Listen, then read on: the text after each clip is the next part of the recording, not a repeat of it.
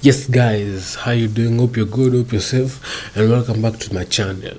In this video I'm just basically going to give you a review of the past weeks of Matchday 1 week's games. So I'm just basically going to go and give you what I predicted and how the result actually came out. So I'm just diving straight into this video, but before that, if you wouldn't mind, please subscribe to this channel as I would really appreciate it. So let's just dive straight into this. Let's go. The Crystal versus Arsenal game, I predicted an Arsenal win, and that's exactly what happened. Goals coming from Martinelli and an own goal from Mark Guehi.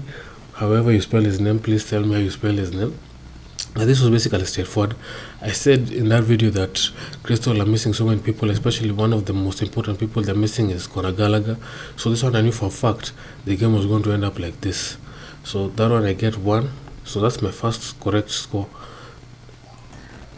Fulham versus Liverpool, I had predicted a Liverpool win, but shock on to me to find out that Fulham actually did something and were at least able to get away with a draw. Anyone would have told you that this game would have ended a draw or a Fulham win, because it reached a point where people thought that Fulham was going to win this game would be lying to you. Fulham actually showed up on that day. It reached the point that Klopp had to actually lie and say that the pitch was dry. So big up to Fulham. So here I got 1 right, 1 wrong. Bournemouth versus Aston Villa, I predicted an Aston Villa win, but again, shock on to me to find out that Bournemouth won this game. Goals coming from Jefferson Lamb and KF Moore, both actually headed in. This is something that I didn't expect. I expected the fact that Aston Villa had brought in some acquisitions and Bournemouth coming back up. I thought more than likely that Aston Villa was going to win this game by maybe 1-0 over there. So for Bournemouth to come out with the 3 points really surprises me, but big up to them. They deserved it, especially how they played that game. They deserved every point that they got from that game. So at this point, 1 right, 2 wrong. Now this is a game that I actually at least got it right. I expected this one to end up like this, because I predicted Newcastle versus Nottingham Forest was going to be a Newcastle win, and I even said that if they win, they're going to win maybe 1-0, most probably 2-0 or 3-1, because I knew it was going to be a 2 goal gap between there. So yeah, that one I was right. Goals coming from Fabian Schär and Callum Wilson. In this whole game, Newcastle basically dominated, as in you couldn't see Nottingham Forest anywhere. Newcastle dominated from start to finish in this game. So big up to them. It seems like they've made some wise acquisitions, and Eddie Howe at least was able to know how to manage this game. So moving forward, let's see how they perform. But big up to Newcastle. So at this moment, I'm 2 for 2. Yes, I'm 2 for 2. Southampton versus Tottenham, I predicted a draw here, but somehow I don't know why I just didn't say Tottenham, because I wanted to say Tottenham in the beginning, but they just said draw, because I thought that whenever Southampton plays the top tier teams, they usually somehow manage to pull out a draw or something. But this time around, they were just demolished by Tottenham. Goals coming from Sessegnon, Eibar, Mohamed Salah, and Dejan Kulusevski. His name is complicated. Southampton's only goal coming from James Ward-Prowse, and I actually thought that this game was actually going to finish a draw, because when James Ward-Prowse scored the first goal, I expected them maybe to hold the game, but somehow Tottenham were able to pull out the end from this game. So big up to Tottenham. I really didn't expect them to win this game. So them being able to at least pick up for them at least winning the game by that much, I just have to give them their props. Big up to Tottenham. So at this point, I'm 2 right, 3 wrong. So at this point is where everything just started going off the rails, because the game between Leeds and Wolves, I predicted the Wolves win, but somehow Leeds pulled off the win from goals coming from Rodri and Ryan Almenti own goal. That's before Daniel Podence had scored.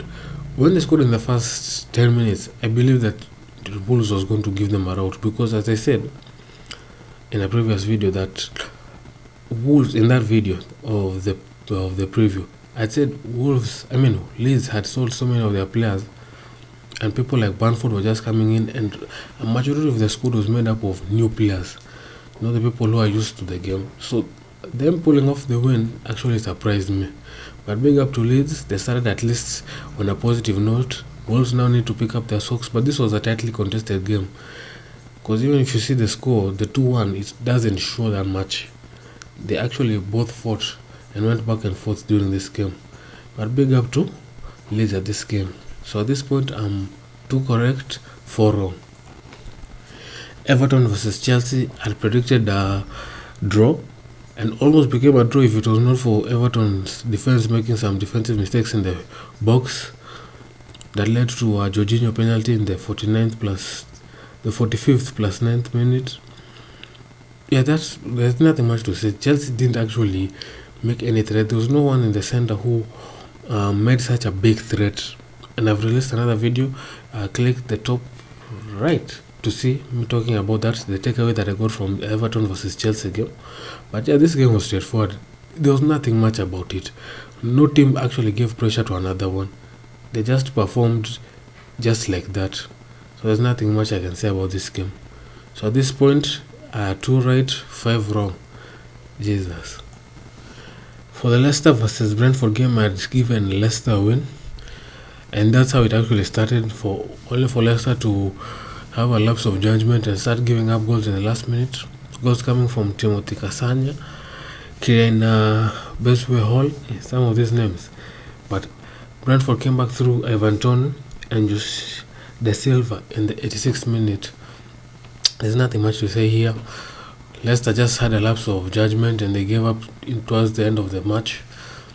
So big up to Brentford for coming back in this game. But Leicester should have actually taken all 3 points from this game. Yeah, so far I have 2 correct, 6 wrong. Things are looking really bad for me. This is the game that I was really shocked about. Manchester United versus Brighton. I'd said a Manchester United win. Somehow, I don't know how, Brighton were able to pull off the win. Goals coming from Pascal Gropp in the 30th and 39th minute. And Man U couldn't even score their own goal. Their goal came through an own goal. I really didn't expect this to happen. I expected Man U to somehow claw away the win. How they brought in the acquisitions, how Ten Hag came in, and them having Ronaldo. It just didn't make sense to me how they would lose this game. And I thought because they were dismantled last season in the dying games when they played Brighton in the last weeks of the Premier League and they were dismantled 4-0. I really expected them to actually pick up the 3 points and I even expected them to dismantle Brighton in this game. So for them to lose in the manner that they lost didn't make any sense to me.